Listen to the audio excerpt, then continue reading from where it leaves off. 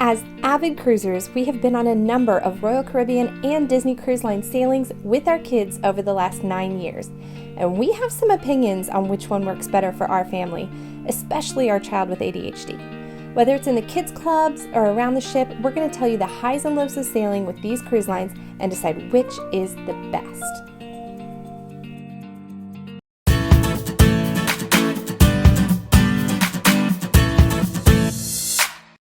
Okay, so we've been on a number of cruises, but really the ones that have kids programming, like where we can drop the kids off and have them entertained. And since we've had kids.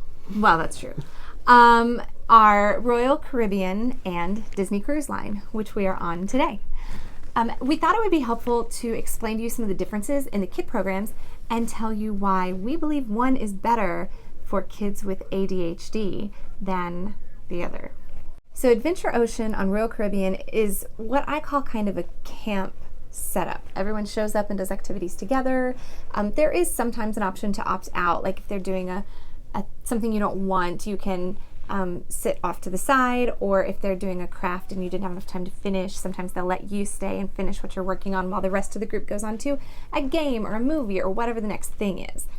But for the most part, everyone's kind of doing the same thing together, right? So far as we can tell, having never participated in it ourselves. I was not a kid on Royal Caribbean, but this is what we picked up on. Yeah. And on Disney, it's a little different. Because the areas are so themed and the space is so much larger. And in particular, since there's no real separation between the sort of younger than teenager or younger than tweens group, everyone just kind of free ranges it in whatever area they find most appealing. They do activities. They're like, let's go make slime, or let's go do a dance party, or let's have some characters come. But if you don't want to do those things and you just want to go fly the Millennium Falcon, you can just go fly the Millennium Falcon or slide down in Andy's room or whatever. There are so many things that are happening simultaneously that your kid can figure out what is best suited for them. And so if you have a kid who's very different, who's like wants structure and a group activity where they're doing things that are focused, they can find that.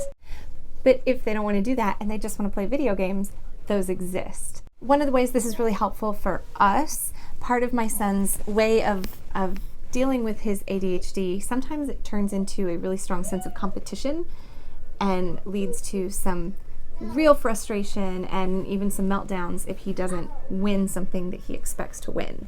Right? He also has a big sense of fairness for taking turns. So if he gets overlooked when it's his turn to do something, it can ruin his day. When we were at the open house at the beginning of this sailing, they did a game and Asher got really frustrated whenever he got cut. It was like musical chairs.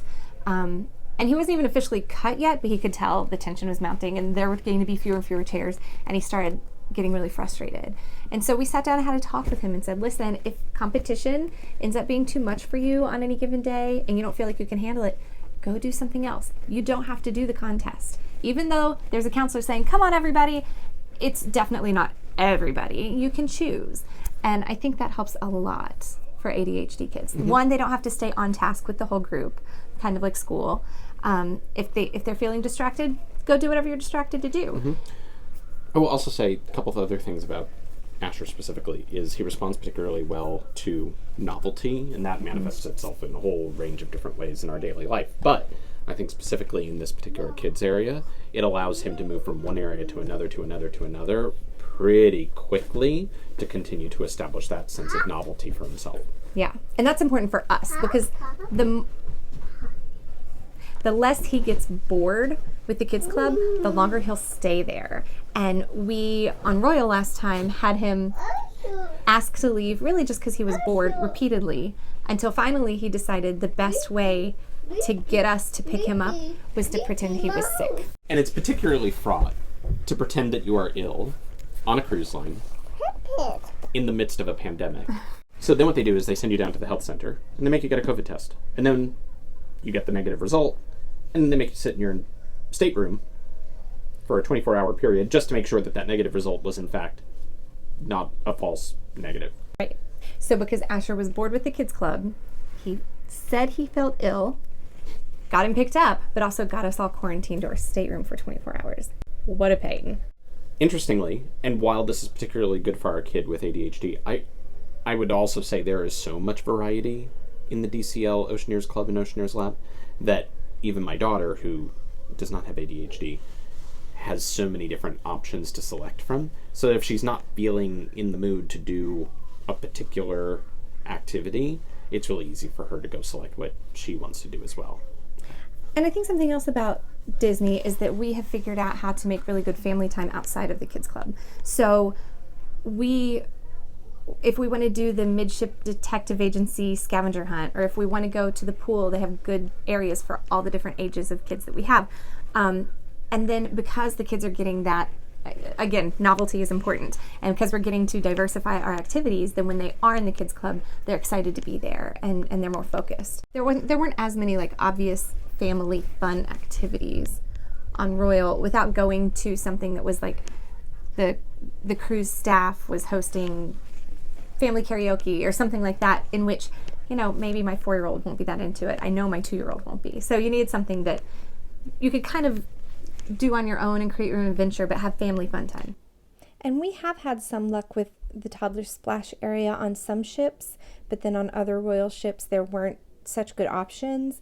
And then sometimes you get activities like, family ice skating or things at the Seaplex or other activities around the ship. So I'm not saying they don't exist, but it just depends kind of on what ship you're on and also what works for your kids and their age range. Now, the one thing I can't speak to is about food within the kids clubs, because ever since the shutdowns, they haven't brought back doing meals with the kids club.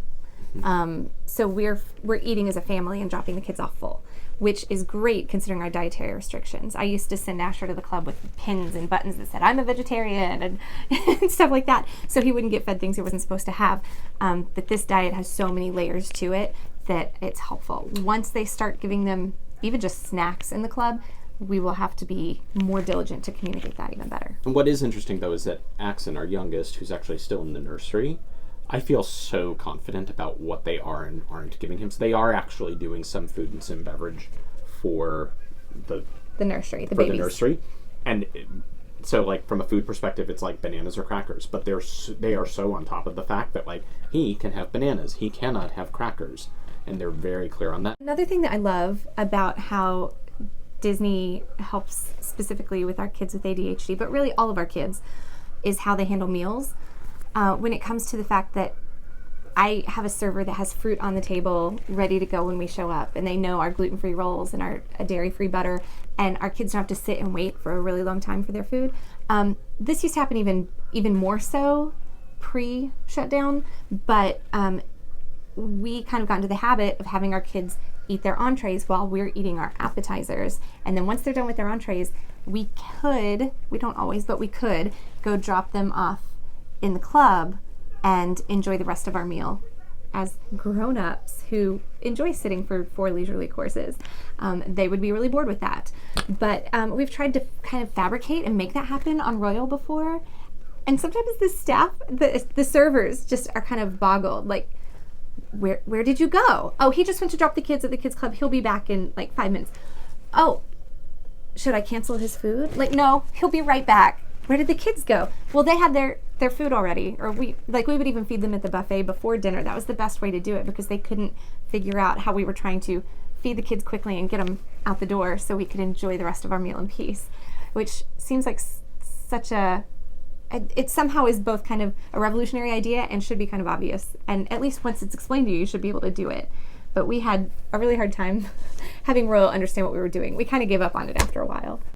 The one other thing I really want to say is that for it to be a good cruise line for ADHD kids means it's a good cruise line for ADHD parents, because we need the support. If the crew gets it, then you get support as a parent. So I hope that you're able to find some of that support with the staff of wherever you may be cruising and whoever you're cruising with. But I'm confident that if you're worried that your kids can't handle the overstimulation and the vacation and the lack of routine, give Disney a try. They do so much to support parents like us.